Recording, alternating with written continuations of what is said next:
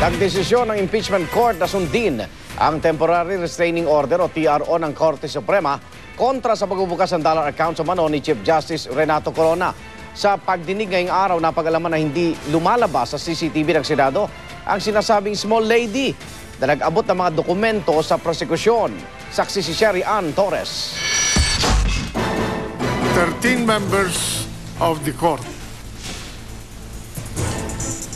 opted to respect the temporary restraining order issued by the Supreme Court. Kasunod ng kanilang caucus, nagdesisyon ang impeachment court na sundin ang inilabas na temporary restraining order ng Korte Suprema laban sa pagbukas sa dollar accounts ni Chief Justice Renato Corona. 13 ang bumoto pabor sa TRO, kasama ang presiding officer ng impeachment court na si Senate President Juan Ponce Enrile. 10 senator judges naman ang bumoto kontra sa pagsunod sa TRO ng kataas-taasang hukuman. Sa kabila ng desisyon ng impeachment court, ilang senador ang tumayot nagtalumpati para kundinahin ang isinagawang press con kagabi ng kampo ng depensa.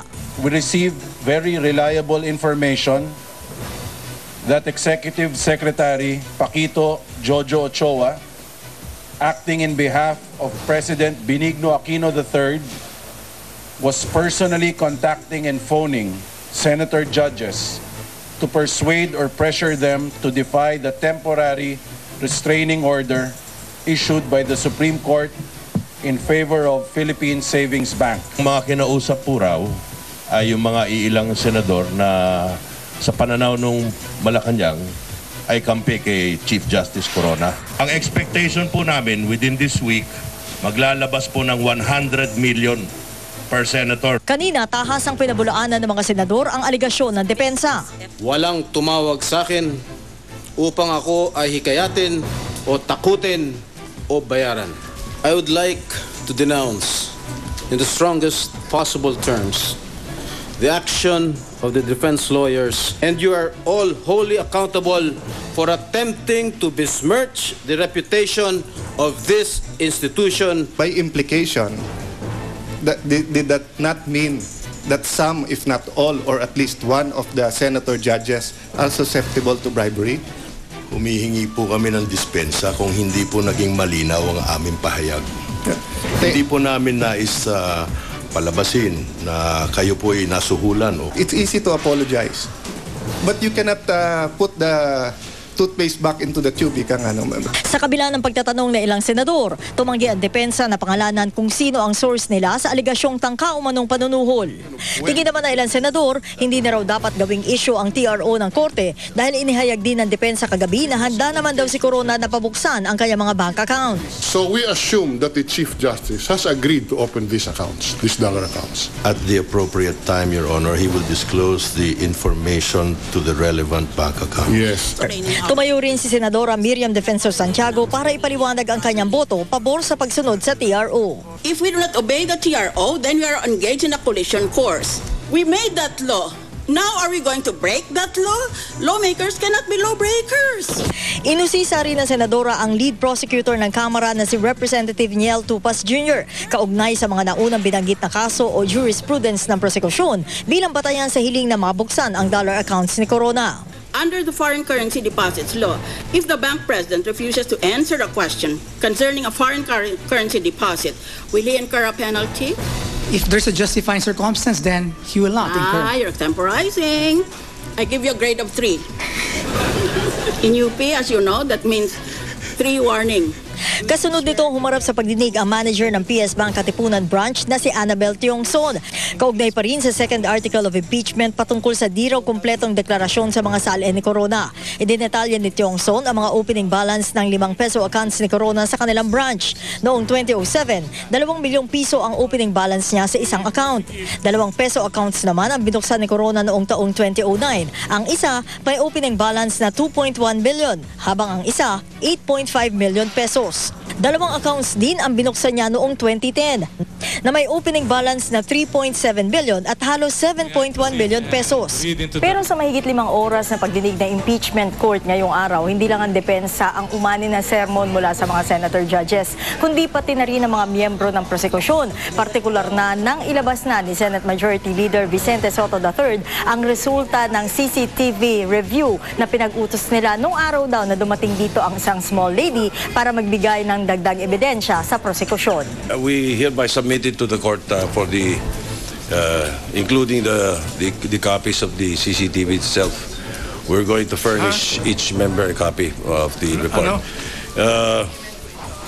It does not contain any little ladies giving anything to Representative Umali from the time he arrived at 1 o'clock up to the time that he boarded his vehicle around 3:19. Lalo pang nadiin ang prosekusyon nang sabihin ni Tiongso na peke ang photocopy ng dokumento na nakuha ng prosekusyon mula sa tinaguriang small lady. It seems fake. They are fake documents, sir. They are fake documents. Are you sure? Yes, sir. Si Enrile di maitago ang panggigigil sa prosekusyon at agad sinita ang lead prosecutor. There is a statement here under oath that it is a fake document. If you said that this document is fake, if it is a fake document, then I think that it is proper to cancel the subpoena. We were in good faith when we attached it. In-attach po namin ito dahil una-una in our supplemental request, and I'll read. Moreover, it seems that the media itself also has information pertaining to these PS bank accounts. Ang pagkakaalam po namin na walang exclusionary rule doon sa Foreign Currency Deposit Acts. At the same time, wala rin exclusionary rule doon po sa Republic Act 1405 or yung Bank Secrecy Law. Kaya po, in good faith po kami. Binigyan ng korte ng 24 oras ang prosekusyon na magsumite ng written explanation tungkol sa mga peke raw na dokumento ng PS Bank. Si Tupas kakausapin daw na maigi si Representative Reynaldo Umali na siya umanong binigyan ng dokumento ng small lady. Ako si Sherian Torres, ang iyong saksi. Sa isa namang supplemental petition sa Korte Suprema, inireklamo ni Chief Justice Renato Corona ang ilang senator judge na nagdadala raw ng bahid ng pagdududa sa impeachment process. Pati si Pangulong Aquino muling binanata ng punong maestrado. Impeachable offense daw ang paghimok umano ng Pangulo sa ilang senador na labagin ang konstitusyon. Saksi si Chino Gaston.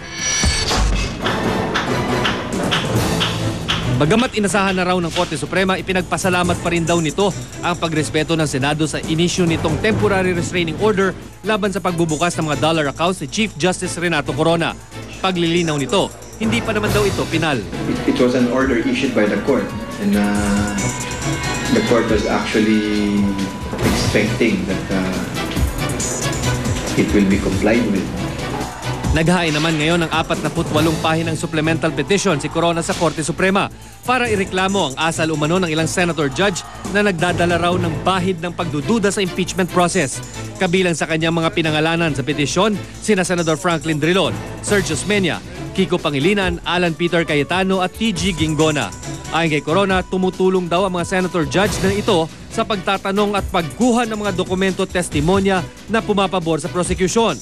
Sagot naman ni Senador Espeña, sinisikap lang daw niyang pagtagpi-tagpiin ang buong larawan sa kanyang mga pagtatanong. Tumatayo rin daw siya kapag nararamdaman umanong hindi raw buong katotohanan ang sinasabi ng testigo. Wala pang pahayag ang ibang senador. Sa isang press statement naman, sinabi ng punong maestrado na lahat ng ari-arian niya ay bunga raw ng pagsisikap nilang mag-asawa. Bukod sa may kaya raw mga pinanggalingang pamilya nilang mag-asawa, wala naman daw silang mga malalaking bayarin at matipid pa kaya nakapag-ipon daw ng husto. Kaya naman nasasaktan daw siyang makitang nahihirapan ng kanyang pamilya, lalo na't patuloy raw na hinaharas ang mga ito ng ilang ahensya ng gobyerno tulad daw ng Bureau of Internal Revenue. Sa nakatakdang panahon, ipapaliwanag daw niyang lahat sa tulong ng kanyang mga abogado. Pero sa ngayon, nananawagan siya sa publiko na huwag munang manghusga. Muli iginit ni Corona sa kanyang statement na wala raw talagang hawak na ebidensya ang prosecution nang isampa nila noon ang impeachment complaint laban sa kanya. Sinabi rin ni Corona na impeachable offense daw ang paghimok umano ni Pangulong Aquino sa mga senator judges na labagin ang konstitusyon. Kahapon, matatandang inakusahan ng defense team ni Corona si Executive Secretary Paquito Ochoa na nagtangka umanong suhulan ng mga senator judges ng tig 100 million pesos na proyekto kapalit ng pagsuway sa TRO ng Korte Suprema. Giit ng defense team, iniutos daw ito ng Pangulong Aquino. Pero sa isang press statement, sinabi ng palasyo na mahinang depensa at puno raw ng mali siya ang mga binitawang salita ng kampo ni Corona sa harap ng dumarami umanong ebidensya laban sa kanya. Marindi itinanggi ni TESDA Director General Joel Villanueva ang mga paratang na sa kanyang ahensya umano magmumula ang pondo ng pangsuhol daw sa mga senator judge. It's a preposterous claim sapagkat number one, hindi tayo nag-allocate sa mga sino mang politiko, lalo na sa mga senador. Pag-aaralan naman daw ng minorya sa Kamara kung dapat nga bang imbestigahan ang mga pasabog ng defense team. Sinasabi ng executive office na wala. Sinasabi naman ng defense meron. So, para magkaroon lahat ng pagkakataon na ipaliwanag, we will take this issue with a serious concern. Chino Gaston ang inyong saksi.